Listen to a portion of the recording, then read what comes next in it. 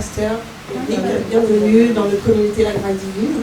Donc merci de venir nous partager la parole pendant notre séminaire qui se tient pendant 3 jours. Aujourd'hui c'est le premier jour dans votre maison, parce que vous êtes habitués de notre communauté. Donc là on vous accueille par rapport à ce séminaire. Alors je vais vous laisser vous présenter. Donc vous êtes pasteur Eric et je vous laisse la suite. Oui, je m'appelle bonjour. Bonjour.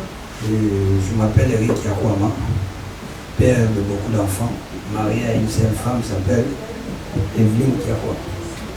Je ne sais pas si ça vous va ou bien que j'ai encore un détail. Bien, c'est très bien. Donc notre sujet d'aujourd'hui, c'était sur le sacrifice et l'élévation. On va s'arrêter sur le sacrifice. Qu'est-ce que pour vous le sacrifice? Quelle est la définition du mot sacrifice? Merci beaucoup. En fait, nous venons de parler de ça dans la communauté. Et c'est vrai que c'est, comme je disais tout à l'heure, c'est un des sujets clés de la chrétienté et de la vie courante. Et le sacrifice, on le définit en 2 volets. Le sacrifice, dans un premier temps, c'est une action d'offrir quelque chose à une divinité. Et c'est suivi de cérémonies. Mais comme nous sommes dans le cadre de l'Église, je définis le sacrifice comme étant un abandon volontaire pour plaire à Dieu ou à une personne. Très bien. Alors, à un moment donné, lorsque vous nous avez parlé du sacrifice, c'est-à-dire le sacrifice et les sacrifices. Quelles sont les différences? Quelle est la différence entre le et les? Oui, comme nous parlons du sacrifice, selon la Bible, parce que dans le monde, il y a plusieurs sacrifices. Et puis, comme j'avais dit, il y a l'ancienne et la nouvelle alliance. Dans l'ancienne alliance, il y a eu beaucoup de sacrifices qui ont été faits. Mais tous ces sacrifices n'ont ramené l'homme nulle part. N'ont ramené l'homme nulle part. N'ont pas ramené l'homme au salut. Raison pour laquelle j'ai mis l'accent sur les sacrifices. Et nous voyons le verset que j'avais donné. On nous parle des sacrifices. Dans l'ancien temps, comme je disais tout à l'heure, il s'est fait beaucoup de sacrifices. Mais le sacrifice par excellence, il n'y en a pas 2. Il y a eu seulement un seul sacrifice que Dieu a honoré, que Dieu a accepté. Je disais tout à l'heure que tous les sacrifices qui ont été faits avant la venue de Jésus-Christ, ces sacrifices n'ont pas satisfait le cœur de Dieu. Ça, la Bible dit, il n'a pas agréé ça. Mais quand Jésus est arrivé, il s'est sacrifié. Et son sacrifice, c'est un sacrifice parfait. Un sacrifice qui a été fait, non avec le sang adamique, mais avec le sang immaculé, un sang qui n'était pas du tout corrompu. Pour ça, je mets l'accent sur les sacrifices, le sacrifice. Et de nos jours, encore, je parle encore plus loin, de nos jours, il y a un virus dans l'église corps de Christ. On demande aux gens de se sacrifier pour obtenir ceci ou cela. Mais normalement, tous ces sacrifices-là, vous allez remarquer que ces hommes de Dieu restent toujours dans l'ancienne alliance. Ils n'arrivent pas à ramener l'église dans la nouvelle alliance. Donc nous vivons une époque de la grâce. Tous les sacrifices, au pluriel, ont été résumés par un seul, le sacrifice de Christ. Pour ça, tout à l'heure, je disais que quand Jean-Baptiste a vu les gens venir à lui, il a dit, voici l'agneau de Dieu. On n'a pas dit les agneaux.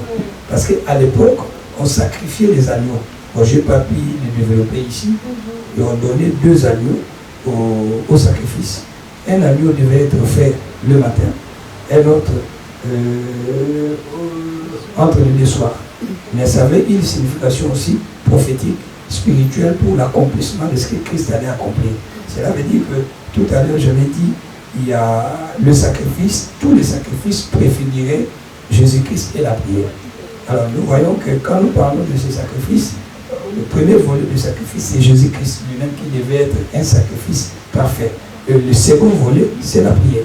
La raison pour laquelle on sacrifiait l'agneau le matin, Et puis, entre les deux soirs, c'était aussi l'agneau qui était sacrifié, c'est synonyme aussi de la prière.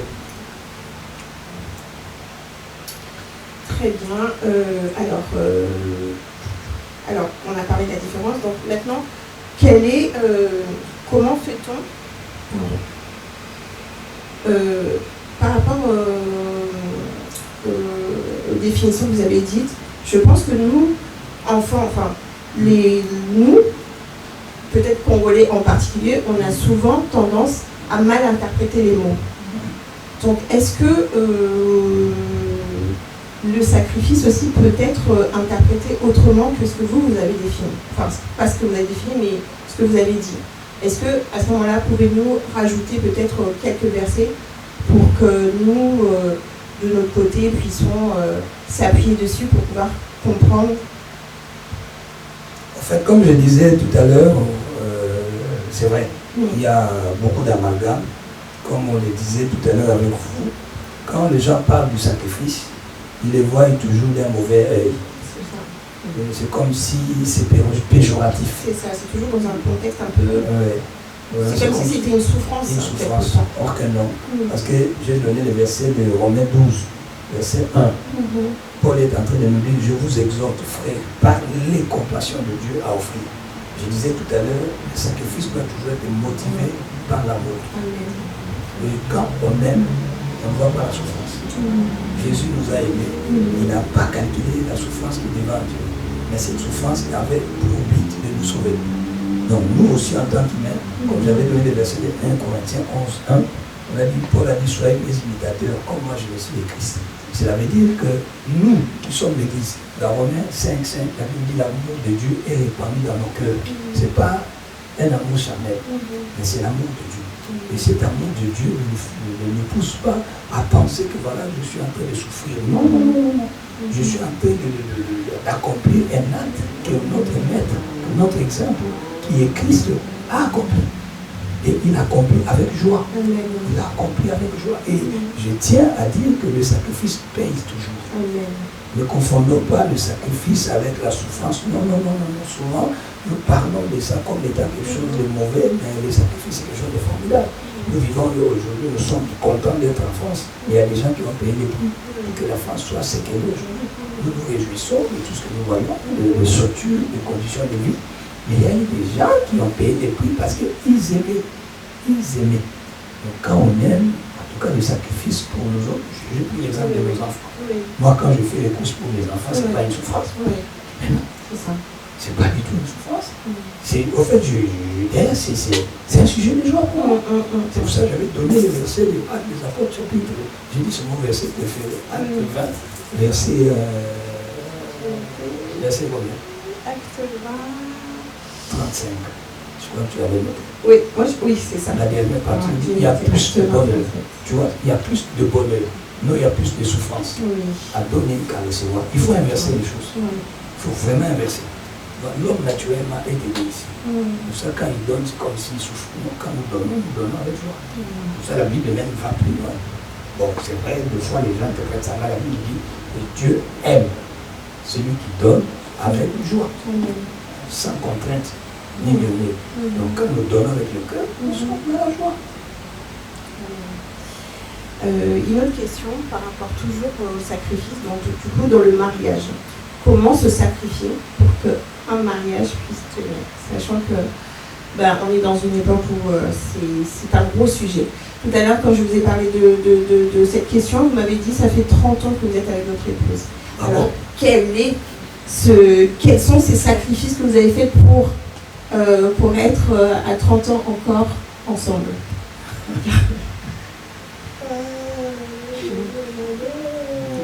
Il y a beaucoup d'ingrédients, mais le socle, comme nous venons de le dire tout à l'heure, il ne faudrait pas qu'un mariage, bon déjà on commence par le commencement, il faut qu'un mariage soit bâti sur l'amour.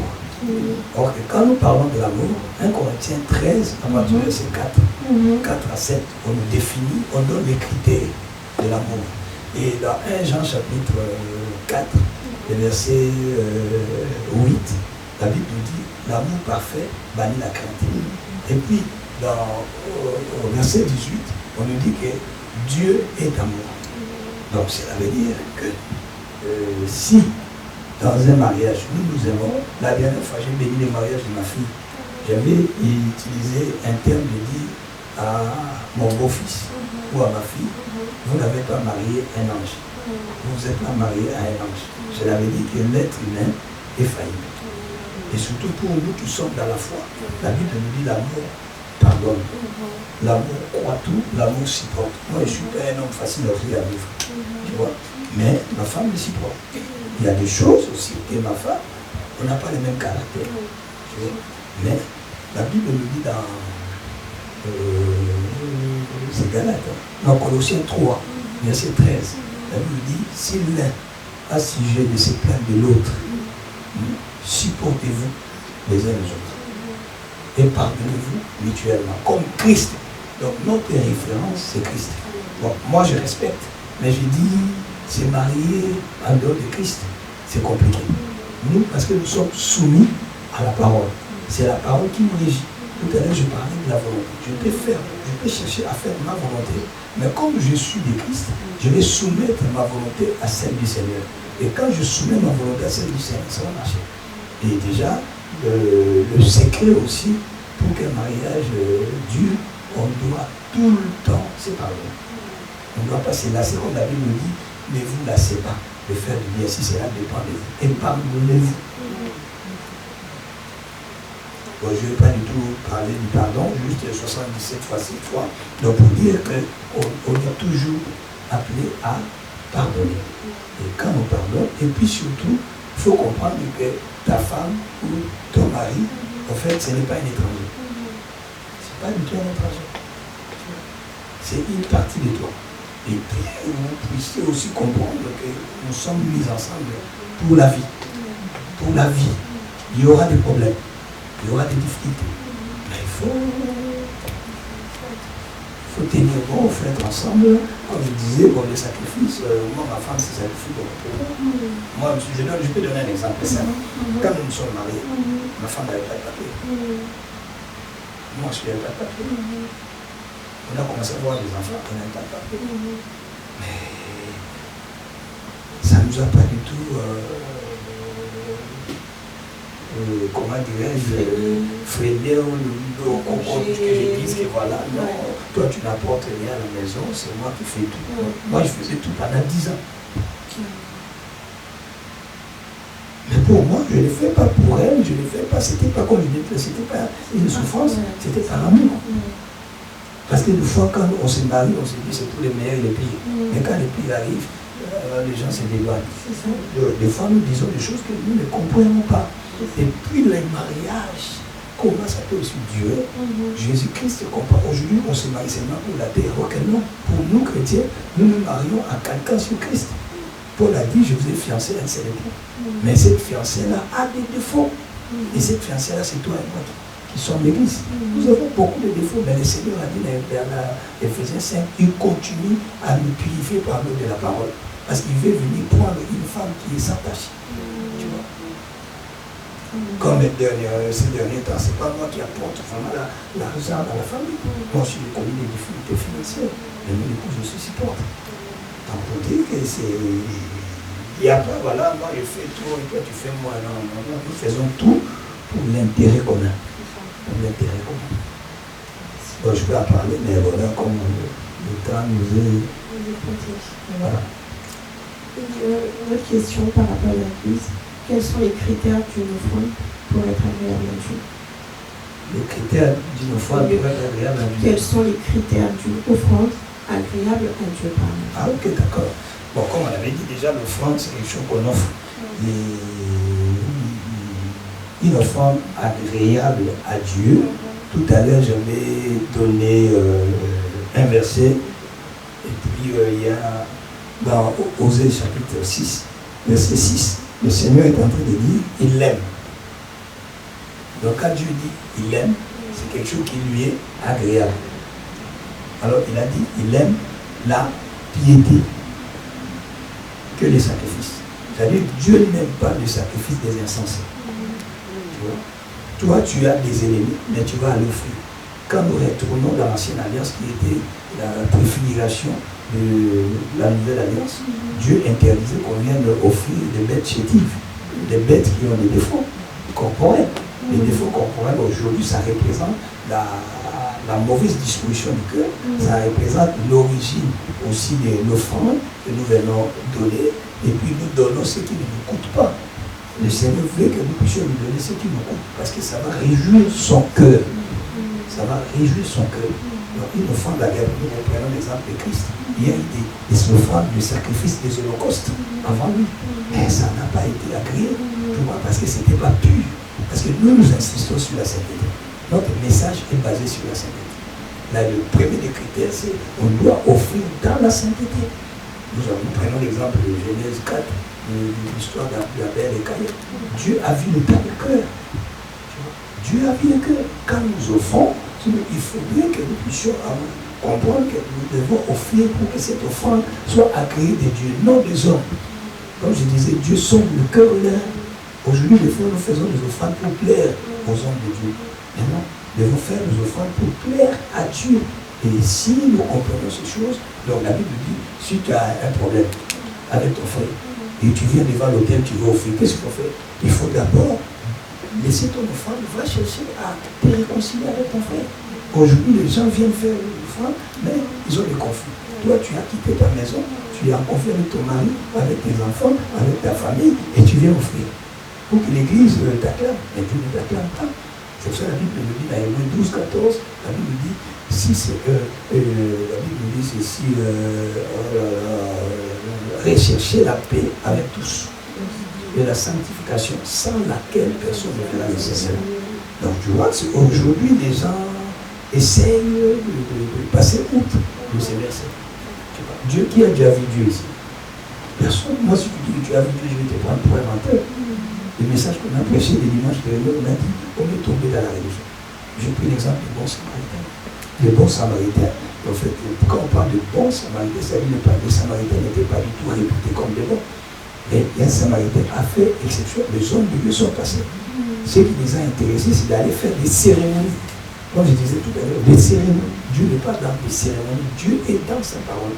Dieu est dans sa parole. Quand nous obéissons, le foi que nous lui offrons, lui est agréable. Tu vois? Donc quand tu vas offrir, il faut respecter les principes divins. J'ai dit tout à l'heure mon verset préféré de Psaume 11, verset 3. Quand les fondements sont renversés, le juste c'est qu'il faut bâtir. Nous renversons les fondements. Une maison n'est pas bâtie. On commence par bâtir une maison par les toits. Par la fondation. Et la fondation, c'est la parole. Donc nous devons être conformes à la parole avant de faire quoi que ce soit qui concerne le Seigneur. Je ne sais pas si j'essaie un peu d'être bref, mais...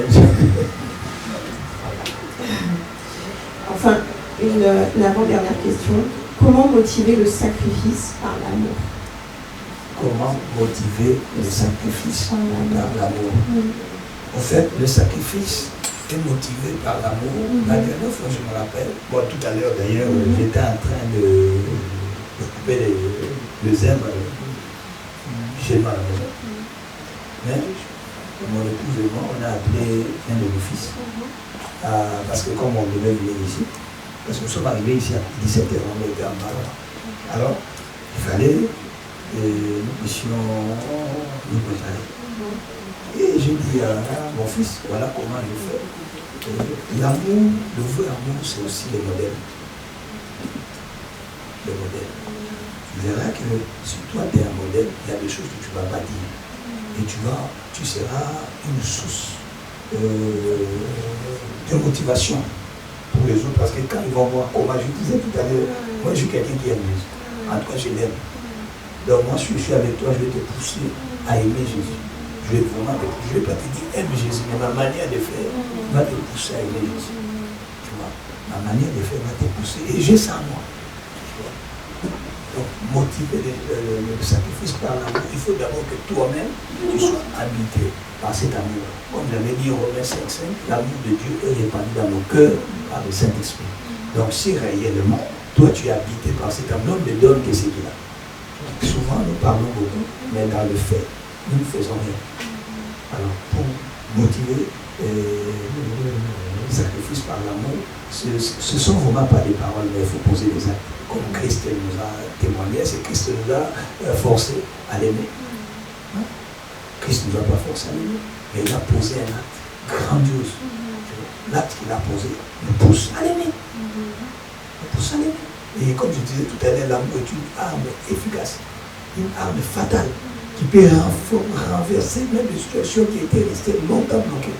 Mais si à l'amour, wow, ça va pousser même là. Moi, je me rappelle quand je suis allé travailler, et dans la brève, j'ai vu les responsables de la boîte. Il est venu, il a retroussé les manches, il a commencé à prendre des cartons, tout ça. Il n'avait pas besoin de me dire, Eric, quoi. Quand je l'ai vu faire, je lui ai dit, waouh, je dis, c'est pas possible. En Afrique, quand tu es chef, tu croises les pieds comme ça, tu restes tranquille. En Afrique, tu donnes seulement les ordres. Donc nous, maintenant, nous devons donner l'exemple. Même pour nos enfants, je l'ai dit tout à l'heure, quand moi j'étais en train de comprendre, quand son maman dit, tu vas aider ton père, il n'a pas hésité. Parce que moi, je vais montrer bien l'exemple. Alors moi, par rapport à ce que tu nous as montré aujourd'hui, j'ai retenu une chose, c'est que tu as dit que le sacrifice, on croit qu'on perd alors qu'on gagne. Tout à l'heure, tu as parlé aussi que tu as rencontré une personne qui t'avait demandé depuis combien de temps tu es au service de Dieu, par rapport au sacrifice, depuis quel âge tu es dans le Seigneur. Et lorsque tu lui as répondu, il t'a répondu comme quoi que c'était, vous avez perdu votre jeunesse, en fait, vous n'avez pas vécu, vous êtes sacrifié. Alors moi, quand je vois l'énergie que vous avez eue là, je me dis, en fait, le sacrifice, au final, c'est pas quelque chose de péjoratif comme on l'a redit tout à l'heure. C'est quelque chose de... C'est l'amour, quoi, pour moi. C'est quelque chose, même si aujourd'hui on a tendance à croire qu'on se sacrifie et que c'est malheureux, c'est triste et tout, mais en fait, on doit se souvenir que, en fait, c'est quelque chose de positif. Donc, vous l'avez bien montré tout à l'heure. Donc, par rapport à toutes ces questions, pouvez-vous conclure et puis on s'arrêtera là par rapport au temps. Ok, en fait, comme nous venons de le dire, la Bible nous dit dans Jean 14, verset 6, que Jésus-Christ est le chemin, la vérité et la vie. En fait, il ne faudrait pas tomber dans la religion. Ce qui fait que quand les gens se sacrifient pour le Seigneur ou dans les choses de Dieu, ils les font avec contrainte. Donc la vie chrétienne n'est pas une religion, mais c'est toute une vie. La vie, en fait, j'avais dit tout à l'heure, il y a la différence entre le christianisme et la religion. Le christianisme, il y a la vie. En fait, ça devient, des fois quand nous prêchons, notre souci est que la parole devient une partie intégrante de nous. Et quand la parole devient une partie intégrante, en fait, des fois, les gens croient que Dieu est en train de te sacrifier. Mais pour toi, c'est plus un sacrifice. Ça fait partie même de ta vie. C'est plus fort que toi. Comme je disais tout à l'heure, c'est plus fort que toi. Et comme ils ne sont pas dedans, ils trouvent que c'est une souffrance, ils trouvent que non, mais toi, c'est plus fort que toi. Il y a des exemples, moi je me rappelle, mon épouse devait accoucher en 2004. En 2004, mais l'enfant ne sortait pas. Non, en 2001. Mais l'enfant ne venait pas. Et j'étais avec un frère. Et alors ma femme m'a dit, si cet enfant ne sort pas, tu ne pars pas envoyer, parce que je devais aller faire un séminaire en Suède. Mais pour moi, c'est compliqué. La famille ne me comprenait pas. Bon, je comprenais la famille. Mais on a commencé à prier.